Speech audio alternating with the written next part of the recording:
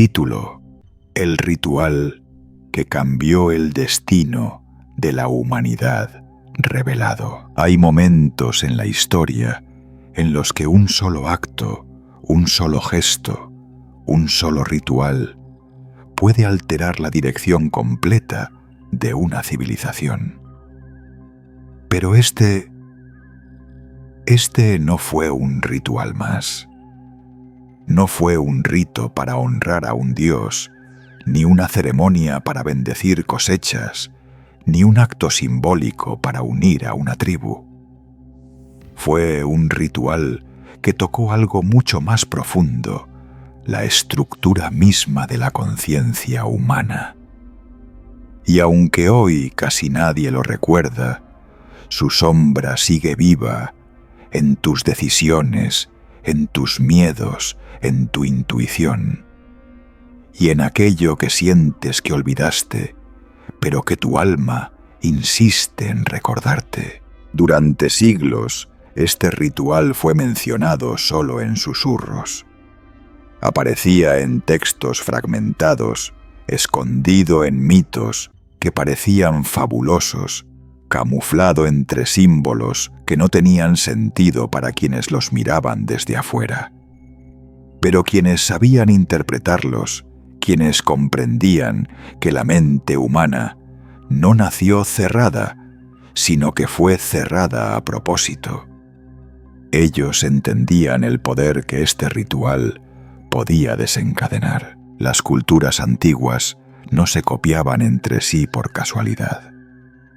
Egipto, Sumeria, las primeras comunidades del Cáucaso, los chamanes del desierto y los guardianes de la montaña compartían la misma estructura ritual, como si todos hubieran recibido la misma instrucción primordial. ¿Cómo es posible que pueblos separados por miles de kilómetros y sin contacto aparente realizaran etapas casi idénticas? ¿Quién o qué enseñó a los primeros humanos que la mente podía abrirse, que la memoria podía expandirse, que la percepción podía romper los límites de lo ordinario? La respuesta no está en la arqueología oficial. Está en los silencios, en lo que se evitó documentar, en lo que fue borrado deliberadamente. Y entonces surge la pregunta que da origen a este video. ¿Qué descubrieron realmente nuestros antepasados, que se volvió tan peligroso como para ser ocultado de toda la humanidad? Hoy no vamos a hablar de supersticiones ni de fantasías. Vamos a hablar de un conocimiento que transformó a quienes lo practicaron. Un conocimiento tan potente que podía convertir a un humano común en un visionario, en un líder, en un ser capaz de ver más allá de su época. Este es el ritual que cambió nuestro destino. Este es el ritual que algunos querían borrar, pero que tu memoria ancestral aún quiere recuperar. Y hoy lo revelaremos, mucho antes de que existieran los templos, antes de que aparecieran los primeros reyes, incluso antes de que la humanidad aprendiera a registrar su historia en tablillas de arcilla o en paredes de piedra. Ya existía un tipo de conocimiento que no surgió de la observación del mundo exterior, sino del interior. Nuestros ancestros vivían en un planeta donde la noche era más larga que ahora, donde los sonidos viajaban de otra manera y donde la mente humana aún no había sido moldeada por las prisas, el ruido y la distracción moderna. En ese entorno primitivo, algo extraordinario comenzó a ocurrir. Ciertos individuos descubrieron que al combinar respiración profunda, silencio absoluto y símbolos grabados en la tierra, su percepción cambiaba radicalmente. Estos primeros exploradores de la mente no eran sacerdotes, ni chamanes, ni magos en el sentido moderno. Eran observadores de la realidad, personas que detectaron que la conciencia no era un flujo fijo, sino un espacio que podía expandirse. Y fue esa expansión inicial la que dio origen al ritual que con el paso del tiempo sería considerado tan peligroso que tendría que ser prohibido. Imagina por un momento a un ser humano de hace 40.000 años, sentado frente al fuego, mirando las sombras que danzan en la pared de una cueva. Ese humano descubre quizá por accidente que al inhalar profundamente sostener el aire y fijar la mirada en un símbolo dibujado sobre la roca, algo dentro de él se abre. No es una alucinación, no es un sueño, es la sensación clara de estar recordando algo que nunca vivió. Un eco de memorias que no pertenecen a su vida, pero sí a su especie. A partir de estas experiencias espontáneas, los clanes más antiguos comenzaron a registrar sus visiones y a repetir los procesos que las desencadenaban. No sabían explicar lo que vivían, pero sí sabían una cosa: quienes atravesaban ese estado regresaban con una sensibilidad distinta. Era como si pudieran percibir patrones invisibles, anticipar el clima, entender el comportamiento de los animales o conectar emocionalmente con otros miembros del grupo sin necesidad de palabras. En poco tiempo, estos individuos se convirtieron en los primeros guardianes del umbral. No eran líderes políticos ni religiosos. Eran las antenas del clan. Tenían acceso a una forma de conocimiento que parecía provenir de un nivel más profundo de la mente humana. Y fue en ese punto cuando nació la estructura del ritual original, un proceso para volver a ese espacio de percepción expandida de manera controlada. Pero aquí es donde la historia toma un giro dramático. A medida que los clanes crecieron, se transformaron en aldeas, las aldeas en pueblos y los pueblos en civilizaciones. Con esta evolución llegó la organización, el orden y el control. Los líderes vieron en el ritual un arma de doble filo. Por un lado, los iniciados eran útiles, guiaban, predecían, mantenían la cohesión del grupo. Pero por otro lado, no podían ser dominados.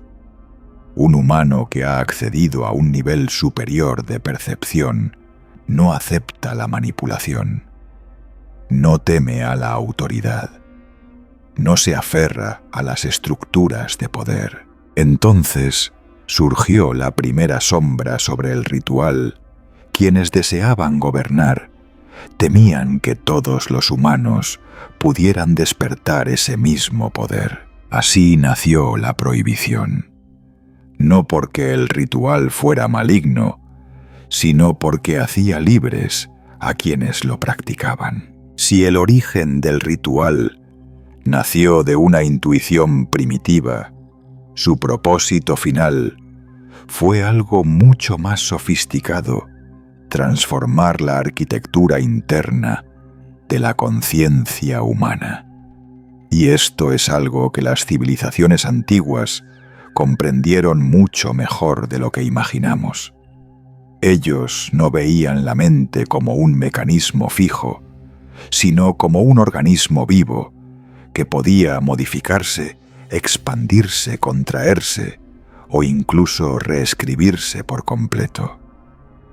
El ritual prohibido No era una ceremonia para invocar fuerzas externas. Era una tecnología espiritual diseñada para activar capacidades que estaban latentes dentro del ser humano desde su nacimiento. Las culturas que heredaron este ritual Egipto, Persia, los pueblos de Siberia, los misterios órficos, los guardianes del Cáucaso, coincidían en un concepto clave: el ser humano nace dos veces. La primera vez físicamente, la segunda vez conscientemente. Y este segundo nacimiento no ocurría de forma automática. Era el resultado de un proceso deliberado que implicaba silencio, respiración rítmica, símbolos específicos y un tipo de observación interior que casi se ha perdido por completo en la era moderna.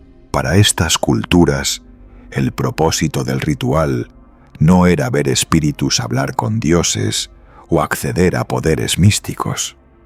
Eso eran efectos secundarios.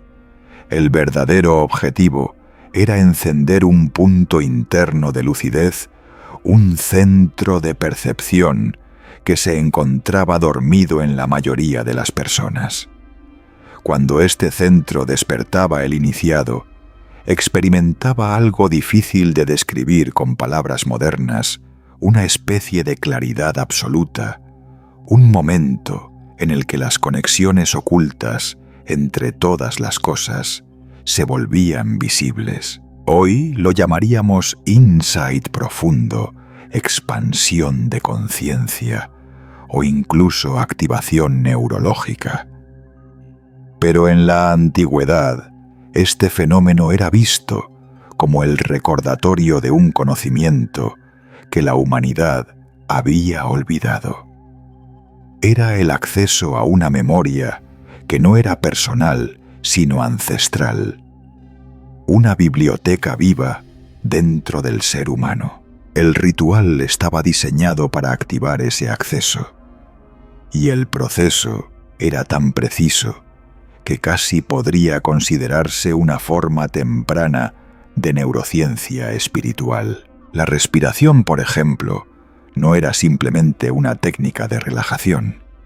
Era una herramienta para alterar la química del cerebro y abrir la percepción hacia un estado en el que los límites del yo se volvían más flexibles.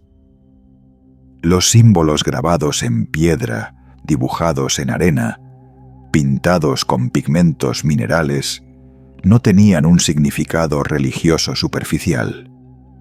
Eran mapas diagramas que representaban rutas internas de la mente.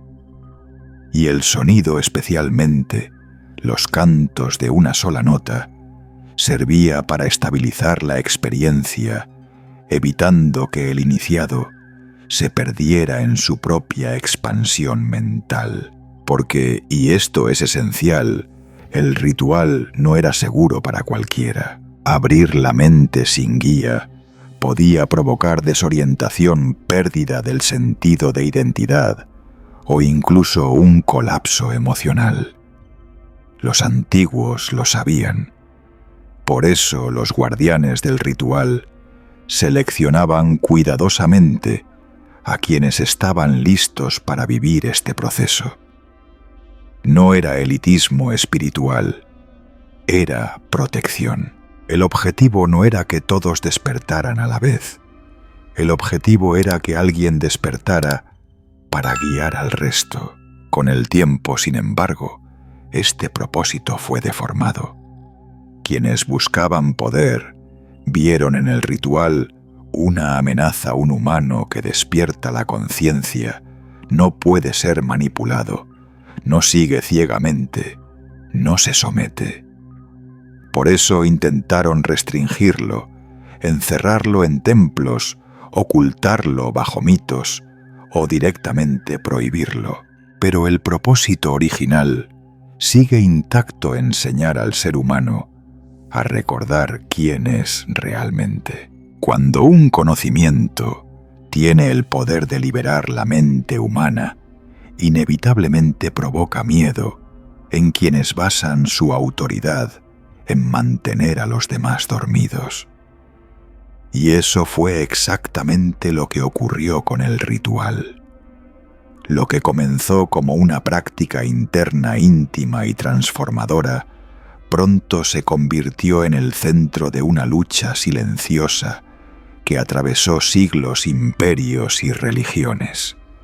Una guerra que no se libró con espadas ni ejércitos, sino con silencios, prohibiciones, mitos falsos y destrucción selectiva de textos. Las primeras grandes civilizaciones en entrar en conflicto con este conocimiento fueron Babilonia y Sumeria. Allí surgieron las primeras castas sacerdotales que entendieron algo crucial: un pueblo que sabe acceder a su propia conciencia más profunda no necesita intermediarios entre él y lo sagrado. Ese simple hecho amenazaba la base de todo su poder. Así comenzó la primera ola de ocultamiento: fragmentar, distorsionar y reinterpretar el ritual como magia peligrosa o como un legado exclusivo de los elegidos. Pero el intento más sistemático de controlar este conocimiento ocurrió siglos después, con el ascenso del Imperio Persa.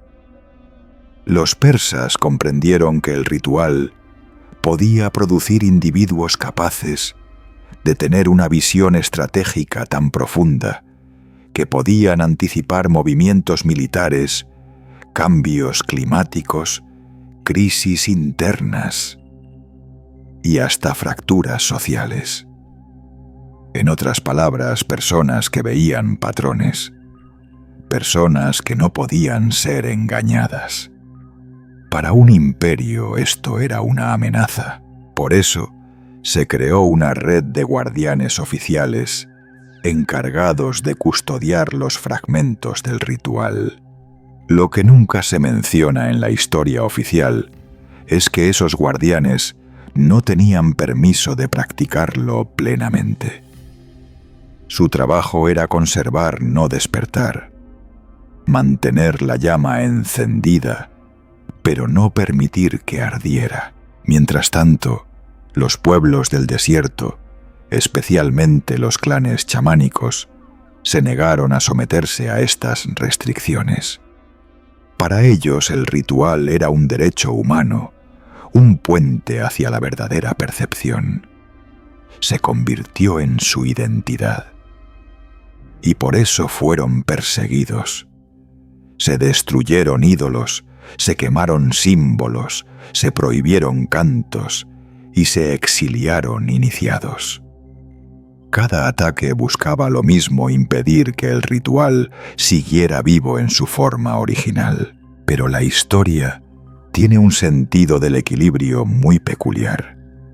Mientras que en Oriente Medio se intentaba sofocar el ritual en los pueblos de la montaña en el Cáucaso y en las tribus del norte helado, los fragmentos del conocimiento seguían transmitiéndose de generación en generación.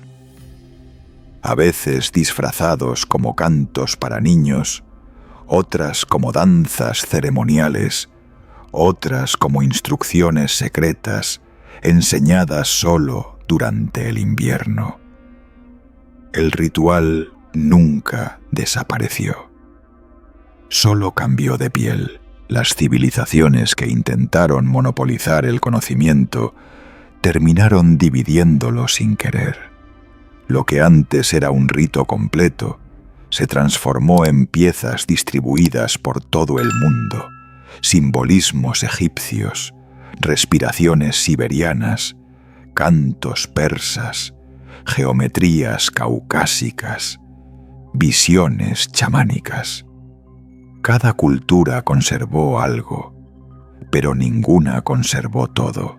Y así, sin que nadie lo advirtiera, comenzó la guerra silenciosa que aún continúa hoy, la lucha entre quienes quieren recordar y quienes quieren que olvidemos. Aunque hoy lo llamemos ritual, en su origen no se trataba de una ceremonia religiosa, sino de un proceso interno, extremadamente preciso, casi como si hubiera sido diseñado por una mente que conocía la psicología humana miles de años antes de que existiera la palabra psicología.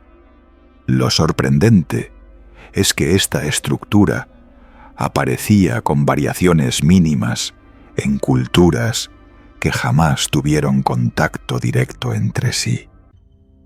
Esto revela algo inquietante y fascinante. A la vez, alguien en algún punto del pasado enseñó este mapa a la humanidad. La estructura completa del ritual puede dividirse en 5 etapas principales.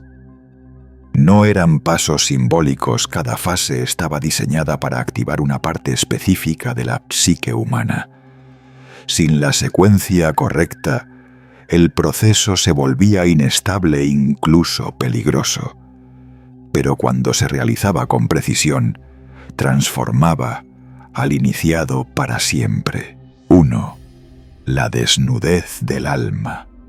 La ruptura del ego. La primera etapa buscaba un objetivo contundente: desarticular la identidad superficial. En casi todas las culturas, el iniciado debía desprenderse temporalmente de su nombre, sus roles sociales, sus posesiones, incluso su sentido del tiempo. En Egipto se le llamaba la muerte del nombre, en Persia la disolución del rostro, y en las tradiciones chamánicas volver al punto cero. El propósito era claro: si la identidad falsa seguía intacta, nada profundo podía despertarse. En esta fase, el silencio absoluto y la oscuridad eran elementos esenciales. El iniciado debía verse confrontado consigo mismo, sin distracciones. 2. La llave de la memoria. Acceso a la línea ancestral. Una vez que el ego se debilitaba, se introducían símbolos específicos, geometrías simples, marcas circulares, triángulos, espirales. Estas formas no eran decoraciones rituales, eran códigos para activar la memoria profunda, aquella que no pertenece a una vida individual, sino a la historia de la especie. Las culturas antiguas creían que cada ser humano llevaba dentro una memoria heredada, no genética, sino psíquica, que podía recordar eventos, patrones y conocimientos del pasado remoto. El ritual abría esa memoria a través de la repetición y la visualización. El iniciado comenzaba a sentir que recordaba cosas que nunca había vivido. 3. El fuego interior.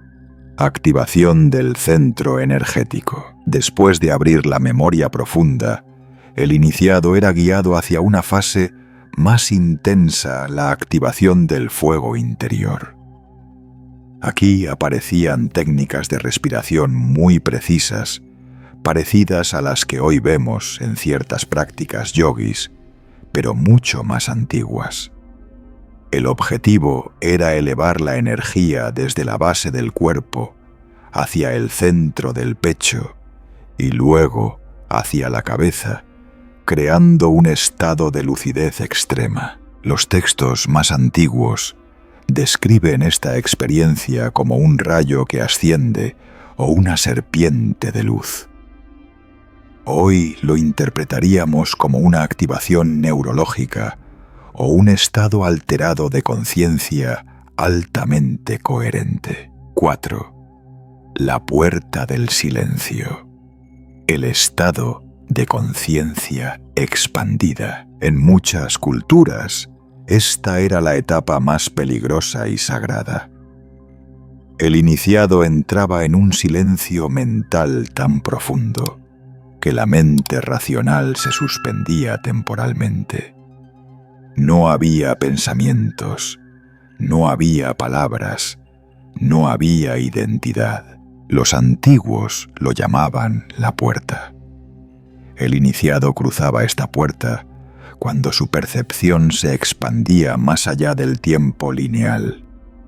Tenía visiones, intuiciones y comprensiones que parecían provenir de un nivel de inteligencia no personal. Era en esta fase cuando surgían las grandes revelaciones: visión de patrones históricos, comprensión del destino humano, insight sobre el funcionamiento de la mente. Este era el núcleo del ritual, y por eso fue tan temido. 5. El regreso. Integración de la visión. La última etapa era la más difícil volver, porque lo que se veía en el estado expandido podía romper a una persona si no lo integraba correctamente. Los pueblos antiguos sabían que la visión sin integración podía convertirse en delirio o desesperación. Por eso los iniciados pasaban horas o días en silencio, acompañados por un guía, reconstruyendo su nueva identidad desde un punto más profundo. El retorno no era simplemente volver a la vida cotidiana, era nacer otra vez, con una mente más clara, más sensible, más libre. Cada etapa del ritual correspondía a un nivel de la psique humana: el ego, la memoria, la energía, la mente profunda, la identidad renovada. Era una ingeniería espiritual tan precisa que aún hoy resulta asombrosa. Y esta estructura, aunque oculta, fragmentada y prohibida, sigue viva en prácticas modernas, en tradiciones espirituales y en intuiciones que tú mismo has sentido sin saber de dónde venían. Si la estructura del ritual era impresionante, sus efectos eran aún más sorprendentes. No se trataba de una experiencia pasajera o de una visión efímera. El ritual transformaba al iniciado de manera permanente, afectando su percepción, su memoria, su sensibilidad e incluso su fisiología. Quienes lo atravesaban no volvían a ser los mismos, y no porque creyeran haber cambiado, sino porque algo profundo dentro de ellos, algo que había estado dormido durante toda su vida, finalmente despertaba. Uno de los primeros cambios, y quizás el más impactante, era la expansión de la intuición.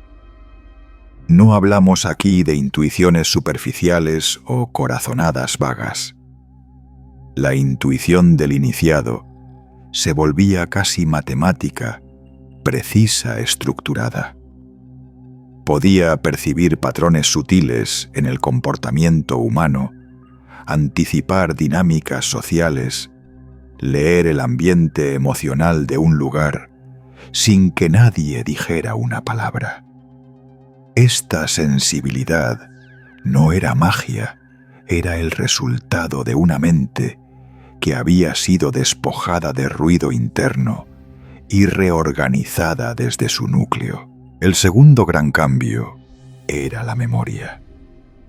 El iniciado desarrollaba una capacidad inusual para recordar detalles, símbolos, experiencias y sensaciones que la mayoría de las personas olvidaría instantáneamente.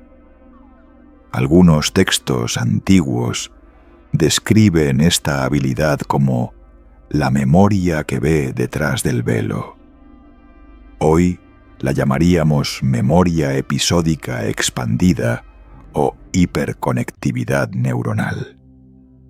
Para los antiguos significaba una cosa: La mente se había alineado con su propio archivo ancestral. Un tercer efecto profundamente documentado en tradiciones chamánicas era el cambio en la percepción del tiempo.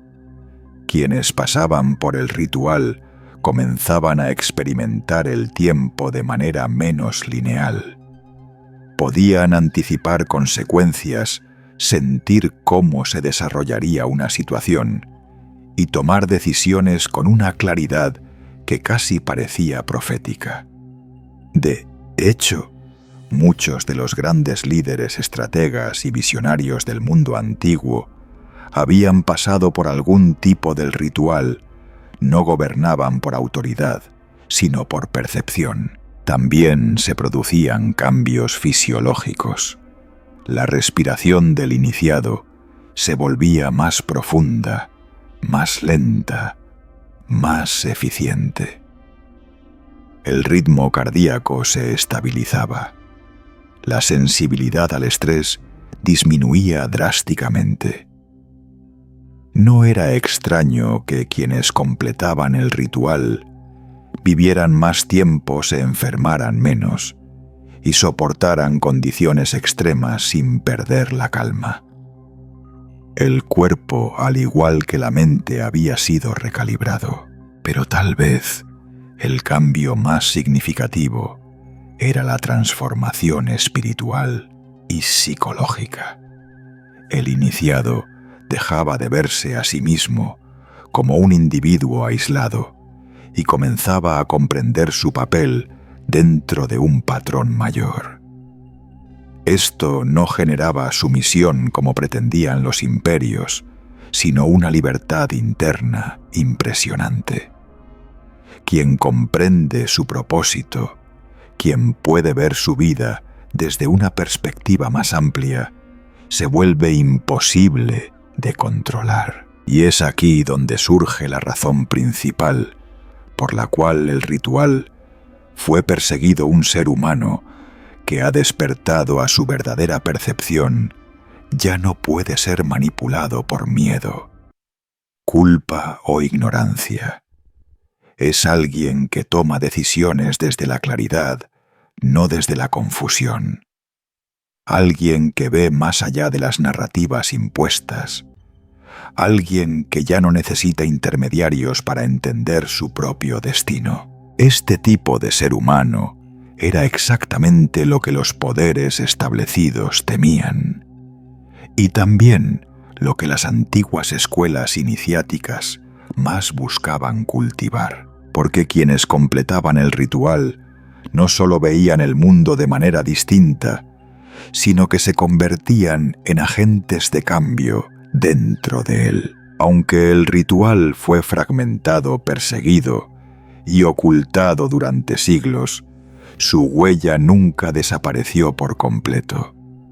Sigue viva, aunque disfrazada en prácticas modernas, en movimientos espirituales, en métodos terapéuticos y sobre todo en esas intuiciones que surgen en momentos de silencio profundo.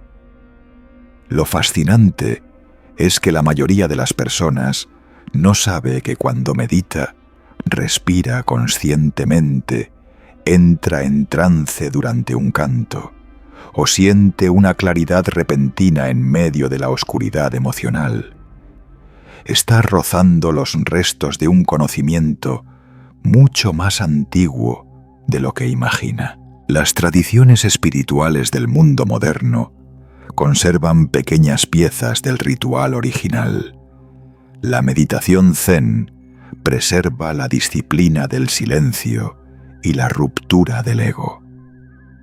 Las prácticas yogis conservan las técnicas respiratorias que activan el fuego interior. Los ritos chamánicos latinoamericanos preservan el uso del sonido como puente entre la mente consciente y la memoria ancestral.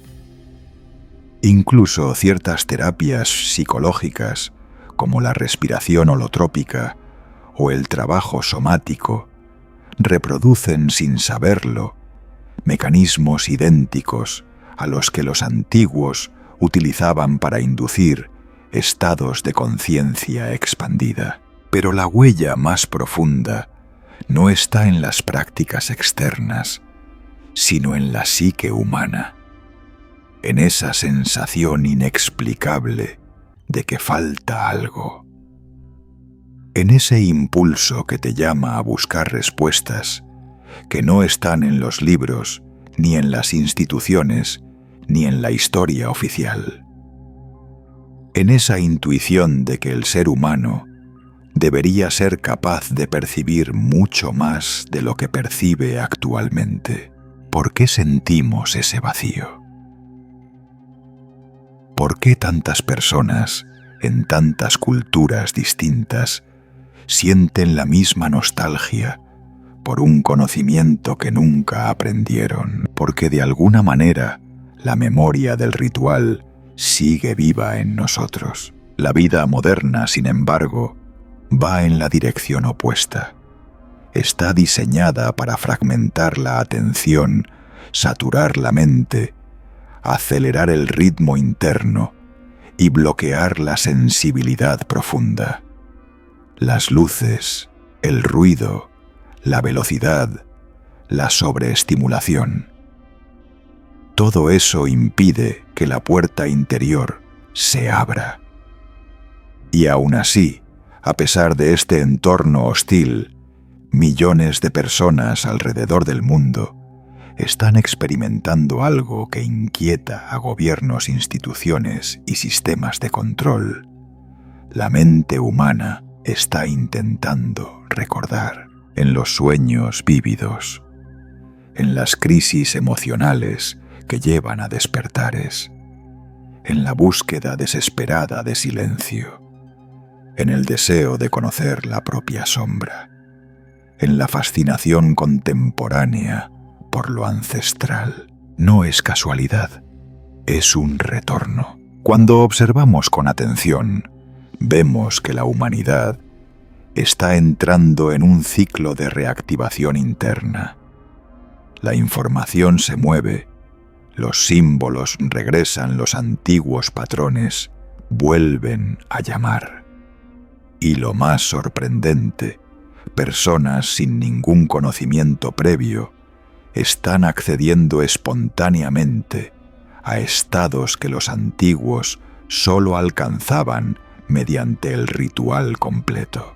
Es como si algo dentro de la psique colectiva hubiese empezado a repararse, como si partes dispersas del ritual estuvieran reencajándose por sí solas. La pregunta es, ¿qué ocurrirá cuando suficientes personas recuerden lo que este ritual realmente hacía? ¿Volverá la humanidad a temerse a sí misma? ¿O abrazará por primera vez en milenios su verdadera capacidad de percepción? Lo que está claro es que el ritual ya no pertenece al pasado. Pertenece al momento que estamos viviendo ahora, y a un despertar que no puede detenerse. Y así, después de recorrer las huellas de un conocimiento fragmentado, después de escuchar los ecos de aquello que los imperios quisieron borrar, llegamos al punto donde todo este viaje se vuelve personal. Porque este ritual, el que cambió el destino de la humanidad, jamás fue verdaderamente destruido. No pudo serlo. Y no porque estuviera protegido por templos o sacerdotes, sino por algo mucho más profundo. El ritual estaba escrito dentro de la mente humana. Quizá por eso te has sentido atraído por ciertos símbolos, sin entender por qué. Quizá por eso has tenido sueños que parecían más antiguos que tu propia vida. Quizá por eso hay momentos muy breves, pero intensos, en los que sientes que recuerdas algo que nunca aprendiste. Nada de eso es casualidad. El ritual no fue diseñado para unos pocos. Fue diseñado para todos, pero solo sería comprendido por quienes estuvieran listos para escucharlo. Y tú, al llegar hasta aquí, ya formas parte de esa minoría que está recuperando una sensibilidad que la humanidad perdió hace miles de años. Vivimos en un mundo que nos empuja hacia afuera, hacia el ruido, hacia la prisa, hacia la distracción permanente. Pero el verdadero poder, ese poder que los antiguos querían despertar, siempre ha estado en el interior. No en templos, no en libros sagrados, no en tradiciones rígidas, en la capacidad humana de ver más allá de lo evidente, de escuchar más allá del silencio, de recordar más allá de la memoria. Hoy ya no necesitamos repetir el ritual como lo hacían los ancestros. Las condiciones han cambiado. El conocimiento también. Lo que sí necesitamos es recuperar el gesto esencial del ritual, el acto de volver hacia uno mismo. El acto de detener la mente, abrir el pecho, respirar de manera consciente y permitir que algo más profundo hable, porque el despertar ya no depende de guardianes, ni de linajes, ni de secretos ocultos. Depende de tu disposición a recordar. Y cuando lo haces, aunque sea por un instante, algo se activa. Una claridad, un silencio, una certeza. Tal vez ese sea el verdadero ritual. Tal vez nunca fue un conjunto de pasos, sino una llamada. Una que ahora vuelve a sonar igual que hace miles de años. Y la pregunta final no es si el ritual cambió a la humanidad, sino si tú estás listo para dejar que te cambie a ti.